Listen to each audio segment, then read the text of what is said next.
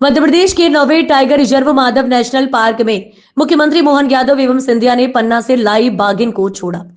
शिवपुरी मध्य प्रदेश के Madhav national park में एक नई बाघिन का आगमन हुआ है। पन्ना से लाई गई बाघिन को सोमवार को माधव टाइगर रिजर्व में छोड़ा गया।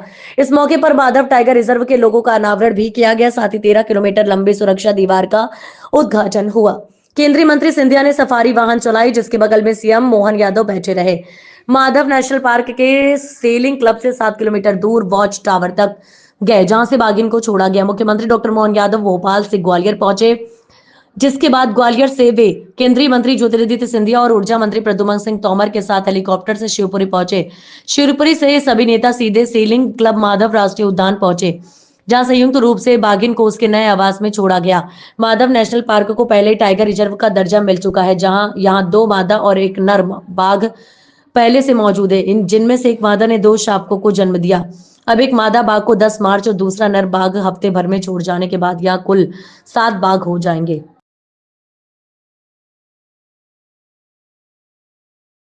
के हिसाब से हम पूछ रहे हैं कि ये तो एक इनिशिएटिव हुआ, बट पूरे मध्य प्रदेश के अंदर जिस तरीके से वाइल्ड लाइफ को बढ़ावा दिया जा रहा है, तो क्या ऐसा भी प्लान है कि मध्य प्रदेश एक wild life capital of the country बहुत जल्द कहलाया जा सकता है? निश्चित रूप से जब हमारे यहाँ देश में सबसे ज़्यादा टाइगर हमारे यहाँ मिल रहे हैं, और ख़ास करके चीता प्रोजेक्ट जो एशिया का हमारा पहला प्रोजेक्ट है, जिसमें सफलता के साथ हमारे चीते की दूसरी पीढ़ी आ गई और आकर के अब हमने उनको न केवल उनको खुले में छोड़ा है, बल्कि सफलता के साथ वो शिकार भी कर रहे हैं, लोगों को दिख भी रहा है। और इसी के साथ साथ घड़ियाल, भालू, गिद्ध, तेंदुआ, ये पूरे देश में सर्वाधिक संख्या में कहीं है तो हम हमारे यहाँ। मुझे इस बात की प्रसन्नता है कि अब कौन सा जानवर जंगल का है जो हमारे जंगल में नहीं है। कमोबेश हमारे मध्य प्रदेश के अतीत के काल के सब कुछ, यहाँ तक कि 70-80 साल पहले जो हमारे यहाँ हाथी लुप्त हो गए थे, आज 100 से ज़्यादा संख्या में हाथी भी हमारे जंगलों का हिस्सा बने। एक एक करके वो सारी वन संपदा हमारे यहाँ उपलब्ध है, जिसके कारण से मध्य प्रदेश की गौरवशाली अतीत की विरासत रही है। तो हमारी सरकार का लक्ष्य भी विरासत से विकास है। जी, इसी क्वेश्चन के ऊपर सर के एक मैसेज इंसान को किस तरीके से हमारे विधानसभा के अध्यक्ष आदरणीय नरेंद्र सिंह जी, हमारे राज्य मंत्री अहिरवार साहेब, हमारे क्षेत्र के शिवपुरी के प्रभारी मंत्री प्रद्युम्न सिंह जी, हमारे समस्त विधायकगण और हमारे प्रेस के हमारे सभी बंधु, पहले तो आप सबको बहुत बहुत धन्यवाद कि आप लोग उपस्थित रहे। शिवपुरी के लिए आज बहुत महत्वपूर्ण दिवस है, उसी के साथ ग्वालियर चंबल के लिए भी है और संपूर्ण मध्य प्रदेश के लिए।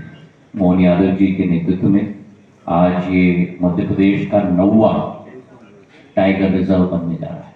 पूरे देश में 58 है, जिसमें से 9 सीधे मध्य प्रदेश में।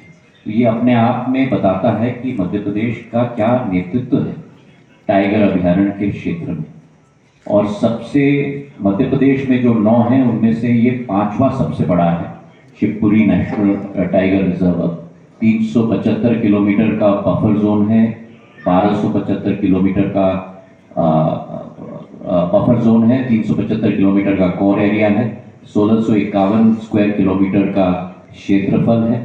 और अगर हम देखें तो एक ही पट्टी में प्रधानमंत्री नरेंद्र मोदी जी के नेतृत्व में, मोहन यादव जी के कुशल नेतृत्व में मध्य प्रदेश में एक ही पट्टी पे, जहां रणथंभौर की शुरुआत होती है, वहीं कूनो चीता अभयारण्य, वहीं शिवपुरी टाइगर रिजर्व, वहीं पन्ना टाइगर रिजर्व, उसके बाद कॉर्बेट नेशनल पार्क और उसके बाद नेपाल के तेरई। ये एक पट्टी दोबारा जीवित हो गई जो पूर्ण काल में जीवित होती थी। शिवपुरी नेशनल पार्क जो अब टाइगर रिजर्व आज बन चुका है, मेरे पूज्य पिताजी की जन्म जयंती भी है। मैं धन्यवाद अर्पित करना चाहता हूं मुख्यमंत्री जी को कि इस दिवस पे वे यहाँ उपस्थित हुए हैं इस महत्वपूर्ण निर्णय के लिए।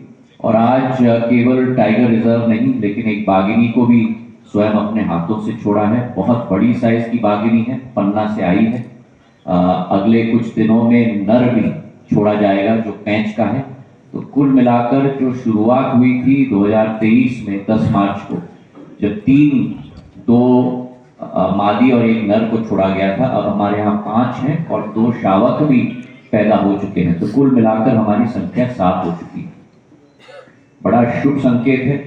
पर्यटन भी बढ़ेगा, रोजगार भी बढ़ेंगे, व्यवसाय भी बढ़ेगा इसके आधार पर। और ये अभियान हमारा पिछले 4-5 सालों से चल रहा है। 2021 में मैंने शुरुआत की थी, जब भूपेंद्र यादव जी से हमने मुलाकात की थी कि NTCA में इसकी स्वीकृति होनी चाहिए, नेशनल टाइगर कंजर्वेशन अथॉरिटी में। 22 अक्टूबर 2022 को प्रधानमंत्री जी ने स्वीकृत करवाया था 5 टाइगर्स के लिए और NTCA के द्वारा। उसके बाद 10 मार्च 2023 को 2 मादी और 1 नर को हमने यहाँ छोड़ा था। उसके बाद 2024 में मुख्यमंत्री जी ने अपने आप स्वीकृति प्रदान की NTCA के अंतर्गत। तहे दिल से हम धन्यवाद देना चाहते हैं। और फिर 2024 के नवंबर में हम लोग ने यहाँ जलकुंभी के लिए मशीन दिलवाई, जिसका प्रगति भी आप लोग स्वयं देख रहे हो। उस दिन क्या हाल था, मधुमक्खी घूम रहे थे और पूरा जलकुंभी छाया हुआ था। अब करीब 30% साफ हो चुका है, कार्य प्रगति पर है।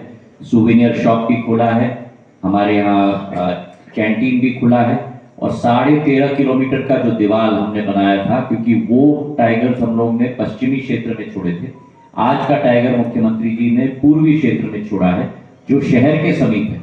तो NTCA ने कहा था कि दीवार बनना होगा, नहीं तो टाइगर शहर में भी जा सकता है। तो 11 फुट का दीवार 14 किलोमीटर का 15 करोड़ रुपए की सौगात मुख्यमंत्री जी ने स्वयं अपने करकमलों से उसका उद्घाटन किया है। हम धन्यवाद अर्पित करना चाहते हैं।